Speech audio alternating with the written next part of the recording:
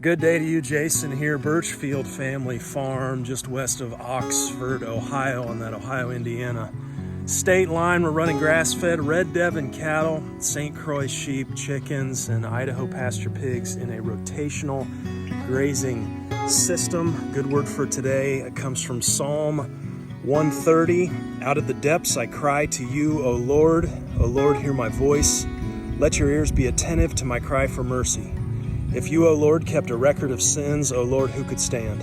But with you there is forgiveness, therefore you are feared. All right, we've got an exciting day on the farm today. We're going to be starting our stockpile grazing. We're going to get into this, talk about it. It's going to be a combination of our Red Devon cattle and our St Croix sheep. We'll show you the system that we're going to set up here. Nothing is ever really right the first time we do it, so we're probably going to have to make some adjustments, but we'll detail that too. Wanted to follow up with you guys on the beef video from last time. I'll link to that if you're interested. The meat yield, costs, and pretty much everything associated. Taking our steer into processor. Went over that last video, but I made a mistake. It was a pretty big one, and I need to correct that here. I'm gonna go ahead and put up this spreadsheet again. I know some of you guys were screenshotting this. It's got all of our numbers on it on this steer. But what I need to correct here is that brisket. You know, the funny thing is I went over the brisket in the video. I showed a picture of it in the freezer there. If you look on this spreadsheet here, I did go ahead and add this. So I left out the brisket, right? So it was 16.27 pounds total. But that does change our totals here. We ended up with just over 355 pounds of actual meat that we got back off that. Devon steer changes the percentages a little bit. That live weight there was 1205, hanging weight 649. So that meat yield a total is really what I kind of wanted to circle back on, pretty close to 30%. We also saw this on the intact bull that we sent in for meat as well. He was just over 30%. So what I want to highlight here is if you're planning, starting a farm, you're wanting to incorporate grass-fed beef, these numbers might be valuable to you in your planning. So Devon cattle, you know, they're going to be a little bit bigger than Dexter, but certainly smaller framed than your conventional breeds, Hereford, Angus. But looking at that, what I wanted to highlight is looking at that tool that we used on iPhone to take a couple of measurements on Petey the steer, and then coming within, I think it's feasible to come within 10% of an estimate on live weight. And then what I want to highlight here is now if you can take that live weight, right around 30% of that live weight number, whatever you come up with, that should give you your meat yield, and you can kind of back into that. Okay, so stockpile grazing today. Let's get this thing set up and talk some numbers here. We got the cattle, they are munching on a little bit of hay here while we move the sheep over. We're gonna need our electro nets to get this thing set up here. We're gonna detail this whole thing. It's time to move these guys. We are gonna be moving into our stockpile grazing system, which is gonna be over on the windmill pasture, just over that away. Now to do that, we got to bring sheep and cattle together. I've got to have these nets here. I think we'll put everybody in a central area just up there around the automatic water, and then we'll clean these nets up and we'll get our system set up and then disperse from there. Okay, here we go. Got kiddos out here helping me out here. We're gonna take them up into that holding area so we can get these nets here. That's Sammer up in the sky there. We'll get some overhead shots for you. But he's looking pretty good here. Had them on the swale earlier this fall, and they just really do well back there on that higher grass, it seems like. So they don't really know where they're going here, so we'll circle them up. Once we get them going in the right direction, they usually go where we want them to go here. Kind of take our time though, let them eat a little bit on the way up. Go on, ladies, go on. Yeah, look how big some of them are, man. It's just got a lot of good body condition. It's really valuable to me this time of year because we're coming into breeding here. We will not do our usual. Last year it was mid-November I put the rams in, and not wanting to do that this year because I want to give a little bit more green grass to the mamas actually before they lamb. By having that body condition when we put the rams in, that's going to be it's going to be valuable. But doing a little bit later turn in of the rams here. Just so before mid-November, you know, we were doing a mid-April. Your cattle over there just honking. They don't hate it, but they just don't really care for hay as compared to fresh grass. And anytime they see the sheep moving, it's always, you know, oh, we're jealous, move us too. We'll get to you. A little bit later turnout this year on the rams. We'll run the rams with the ewes in 3 different breeding groups for the month of December, and then we'll lay them in the month of May this year. And around here we usually got pretty good grass by mid-April, early to mid-April, but that'll give those ewes some really good lush spring forage you know, but before lambing basically.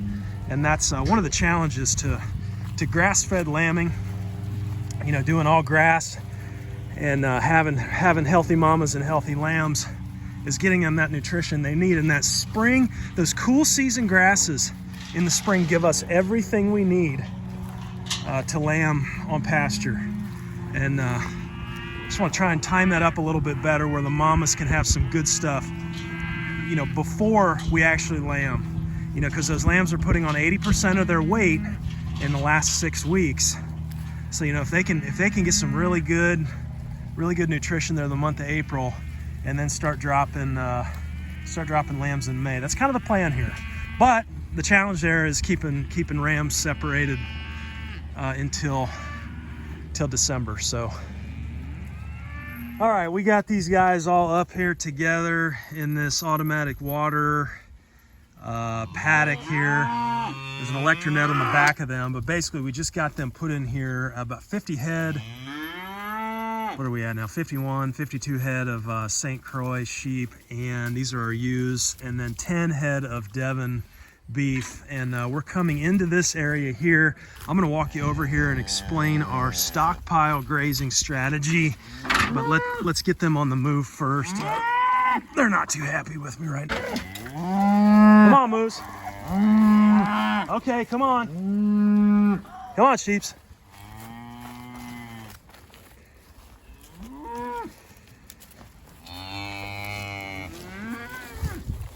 Hey, Sawyer, you want to run the sheep in? Okay, getting in on the good stuff here.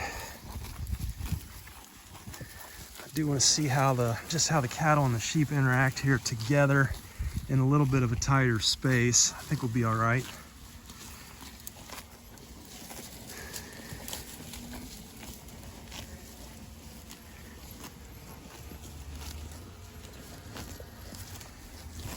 Oh yeah, everybody's just chomping away here. Look at the clover out here. Is that not amazing? Almost mid-November here. We're coming into mid-November. Here come the sheep. Oh yeah. Oh yeah, we're happy.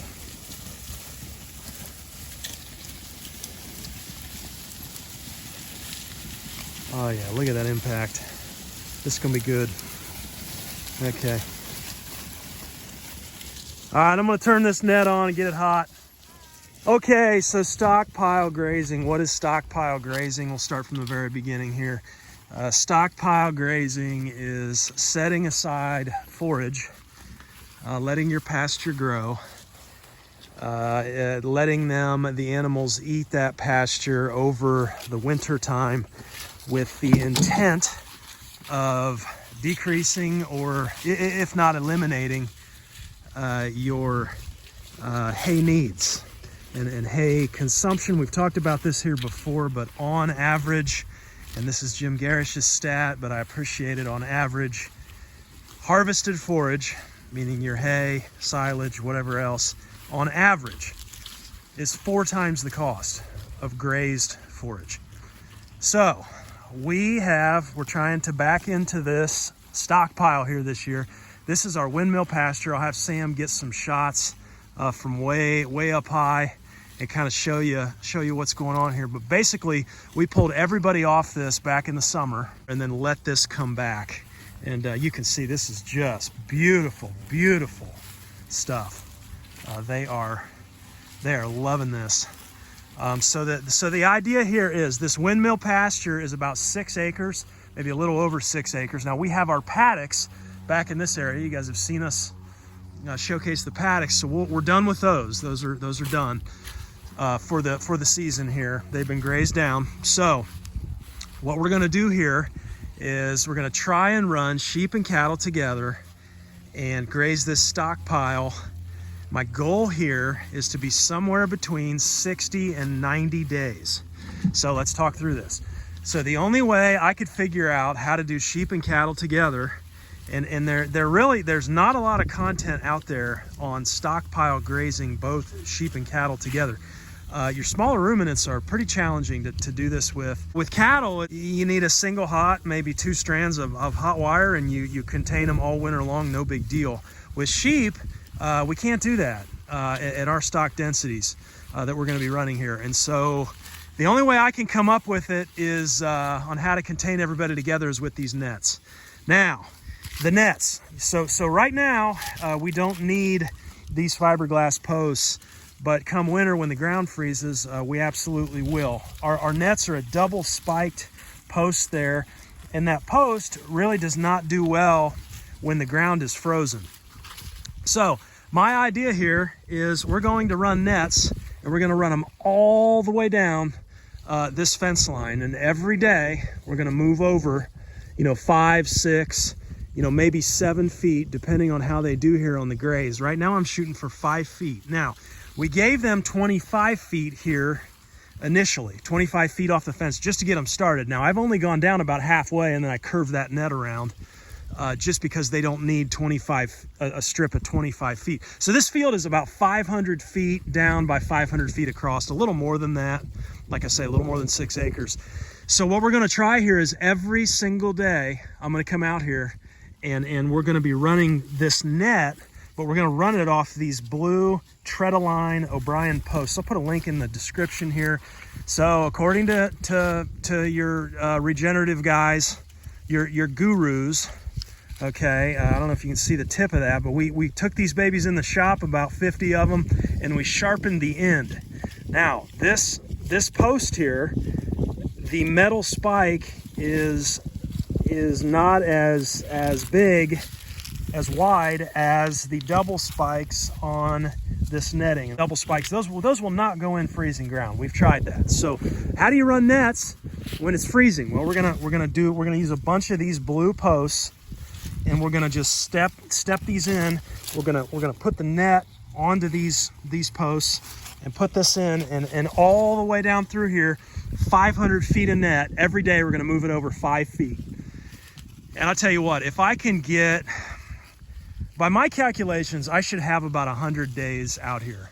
Now, it varies. It's gonna be tough, because what we also did is we let different sections of this pasture rest for different timelines, because we've never done this before, and I wanted to see, look at that clover. That is amazing to see in November here, love it. But I wanted to see, do something a little bit shorter? Do they do better with shorter stuff? Do we need it a little bit longer? Now you can see over in that section, we really let it go. You can see a lot of the dead on the top there. And, so down in here, you can see that where it's really green. We actually mowed that. So I took that down really, really, really short. And I don't know how that's gonna do, how they're gonna interact with that, but we'll be able to know certainly as we get into this here. We're gonna document this through the winter. Some of the challenges, got to keep this fence hot. These animals blow through this fence, or you can't contain them.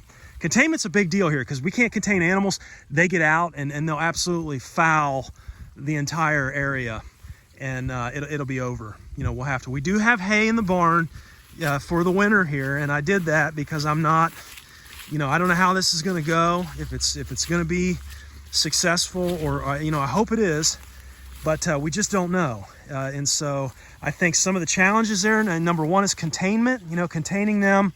With netting, we've been able to do that with sheep with our system on about a half a joule charger, so that's worked out. you know, I think winter weather, you know, freezing weather when we really get cold, you know, being able to move those posts. Somebody was kind of bringing up, well, you know, that's an awful lot of work, you know, moving that fence every day. Look, it's an awful lot of work on, you know, what do we have here? Probably anywhere from 12 to 15,000 pounds of live weight animal here. It's a lot of work to bring out hay to them every day. I mean, you know, you're talking 400 pounds of dry matter hay every day that these guys need. That's a lot of work too. So it doesn't matter how you slice it. It's going to be work.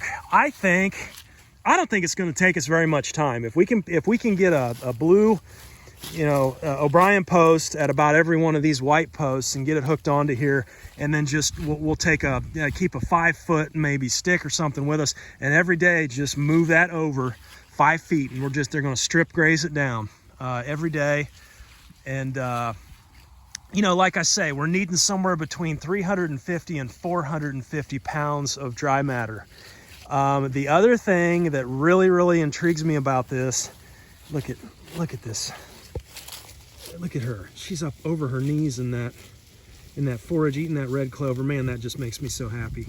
This is just great. They're loving that stuff. You know, the other big challenge that I'm anticipating here is winter weather. And that's one of the reasons we went with a wider spaced netting. You know, if you've ever run the chicken nets, those things are horrendous to move. And when you get winter weather with a chicken net, you know, the spacing is so close together that you get, you know, it holds the snow and the freezing rain and all that other stuff. So I'm thinking, you know, with one of these tread aligned posts, we can kind of get that net up off the ground just a little bit. And then that's going to help us with the moves. Every day, but also with those spacing being wider apart, I'm hoping a lot of that wind and snow and freezing precipitation kind of is not able to hang on to that fence. It kind of blows through. You know, what about grounding out on the bottom with a snow and stuff? You know, I don't know. We're just gonna have to try this to be honest. And I'm really looking forward to it. I mean, look. You know, you talk about costs and cutting costs, and you know, to keep these guys grazing would just be incredible, you know, through the winter. Even if we can only get 60 days and go, you know, a typical hay season here in Ohio is about 120 days. Even if we can only get half, I mean, that's still a huge win for us here. You know, cutting our hay cost in half, that would be incredible. So, you know, I think the other thing too is one thing we noticed with hay, when the animals are really into the hay, it's this moisture issue. And I think I don't hear a whole lot of people talking about this, but one thing we notice, especially with the cattle, is the manure pats will start to stack up. And you'll hear the conventional thinking as well, you know, your hay is probably just not all that nutritious. It's not as high in you know, protein and whatnot, and so those pats start to stack up, you know, and then you'll hear about cattle losing body condition, you know, when those pats start to stack up. And so you really want to watch that, and we've tried to watch that in the past. And when that's happened, you know, you guys know we do the haylage here, homemade haylage. We got a course on that on the website. You can check that out. But we do make that here on a small scale, and it works out great because when those pats start to stack up, we'll bring that haylage out, and we'll mix that in with the dry hay, and it's almost immediate that it flattens those pats back out, and they start to do a lot better at you know, hanging on to that weight through the winter then. And so I think, you know, protein certainly has something to do with it there, but I think the point here is that moisture does as well. And so when we feed a lot of hay to the animals, I notice the water consumption just goes through the roof. And I'll tell you, water consumption on 10 head of beef here and 50 sheep, that's no small thing. And so that's kind of my point here to saying all that is to say that, you know, as we keep them grazing, I think allowing them to graze, of course, the grass, even through the winter, is going to have a much higher moisture content than that hay. And so it's not just hay that we're going to be saving on, it's also water. We do pay for water here. it's a cost like everything else, right, that continues to go up and to climb. You know, if we can cut back on that cost there, plus it's not just about that, but it's keeping the animals healthy. I just feel like, you know, if we put hay out and we put our haylage right next to it, or you know, even a step up from our haylage is fresh grass like we've got here, my animals, it doesn't matter, cattle or sheep, they will choose to graze 10 times out of 10. They'll leave that hay just lay. I mean, they won't touch it. And that's really telling you all you need to know right there, you know, about the what they prefer and what they like. So grass genetic animals here, that's important, right? That animals that are able to fatten on grass. You talked about that steer we just sent in, and made the family some of that fillet from that steer the other night. Oh my word, it was delicious. You know, and if you've got a good taste and enough fat on a fillet, then I think we got her. And so pretty good meat coming off that steer. So we know we can put the fat on with this breed. I did have the processor tell me that as well on that last bull. Looked at me and he said, you know, you definitely got the right. We went back in the cooler where the bull was hanging.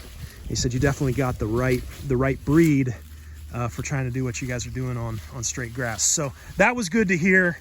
But sheep as well, very, very grass hardy, parasite resistant, St Croix here, and these guys are just a joy.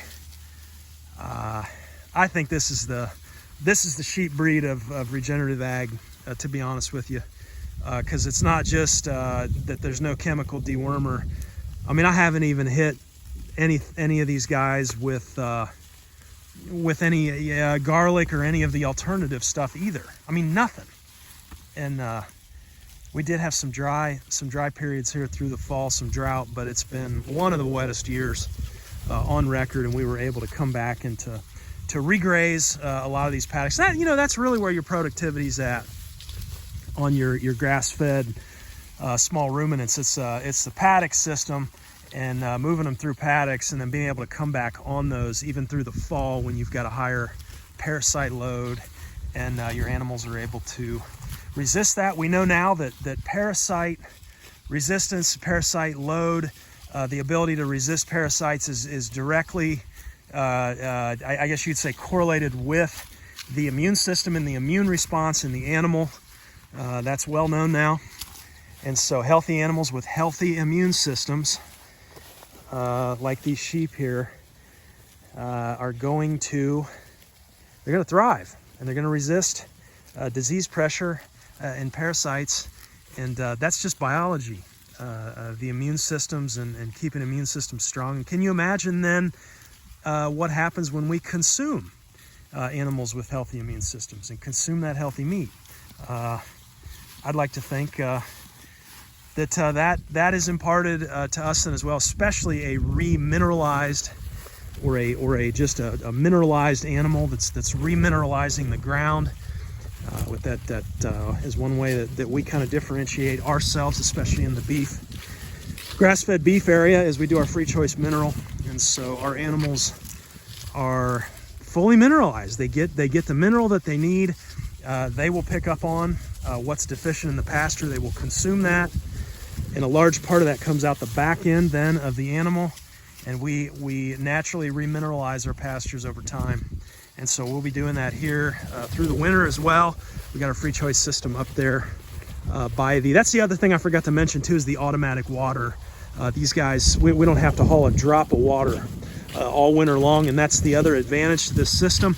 We just leave the gates open up here, and I'll walk you up there and show you this water. We'll walk and talk here as we head up there to the automatic water. I'll show you this setup here. It's pretty sweet. So the animals are just back in there. They'll come through these gates here, right down this way, and then we'll walk up here to this water. But I wanted to say too, number wise, how do we know what to give them a day?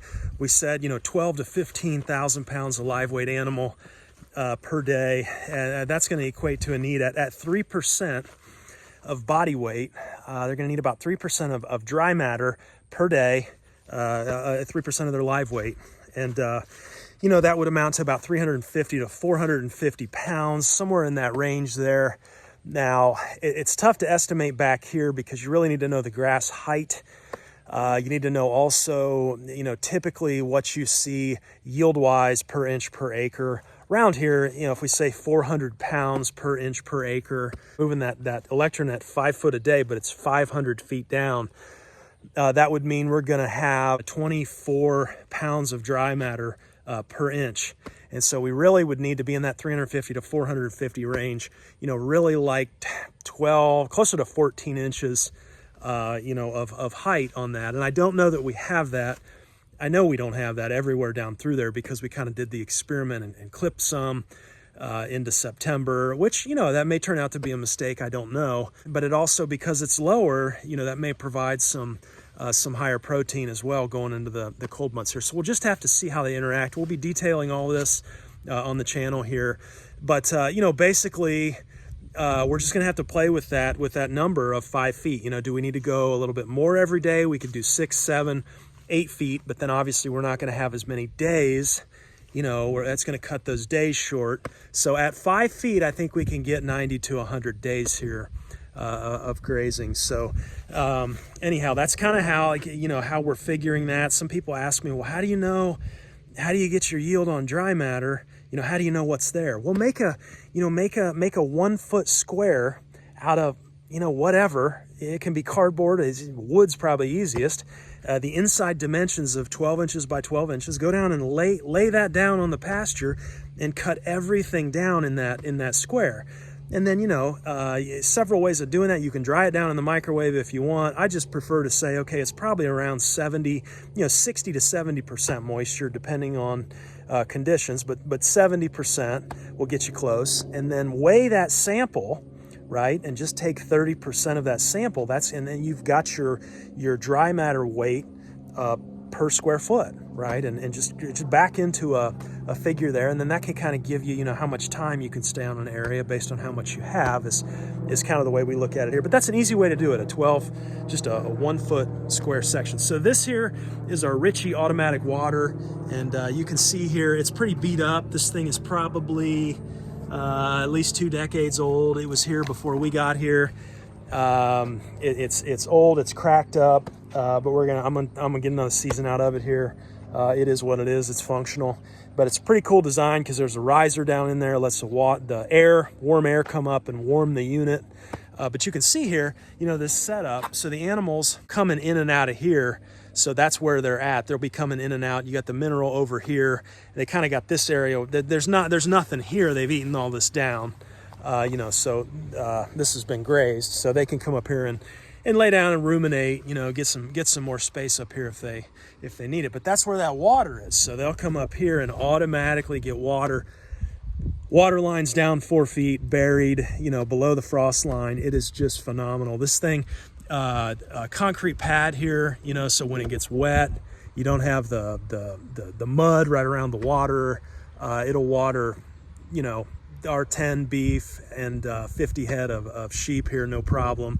It's automatic, it fills back up. I tell you, this thing, that's probably one of the best things here on the farm, honestly. Dealing with water, just dealing with water regular without the winter weather is a challenge. But you get into winter and things are freezing and water's 8 pounds a gallon and you're dealing with thawing, ice, and no, this thing's worth its weight in gold. It's a Ritchie, I think it's called a Thrifty King, I think is the model. They're expensive, but this one here has held up well. I'm not affiliated, by the way, with them. That's just what we have here and what's worked. But follow their directions to a T. I was telling somebody out here on a consulting session, that little lip right there, see that concrete lip? We were thinking about putting another one of these in across the farm, and it's like, well, what do they have? Why is that there? Is it really needed? Is it necessary? Well, you read through their instructions, and I thought it was fascinating that lip is actually, the animals will not put their back legs up higher than those front legs, the way I understand it, and so that keeps that concrete lip keeps those animals from backing up and defecating in that water. And I was thinking through that, and I'm like, we've been here almost a decade, and I don't think I've ever had an animal defecate in that water, which I think is pretty amazing right? Because the other waters, you know, it happens, you know, occasionally, but with this one here, it never has. And so pretty cool design. But the point is, make sure you follow those directions. If you put one in, follow it to a T, it'll be worth it. All right, so I hope you guys will be able to tune into the channel. If there's anybody out there that I have not come in contact with, that we have not chatted, and you are doing stockpile grazing with both sheep and cattle, and you're doing that for most of your winter, please reach out, leave us a comment, let us know you know, how things have gone. Have you been able to cut back on your hay, if not eliminate hay? What are some of those potential challenges here? We're anticipating all that we can here, but I know we will have problems and such come up. I was just telling somebody that the other day. You know, this is pretty much all this is out here is problem solving.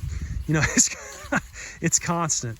You have to like to solve problems, because that's all it is, day after day. If you're somebody doing this, you've had success with it, leave us a comment. Let us know how it's gone. We cut this off here about halfway down. So tomorrow we'll stretch this down. We'll run a few more nets and we'll go down that way.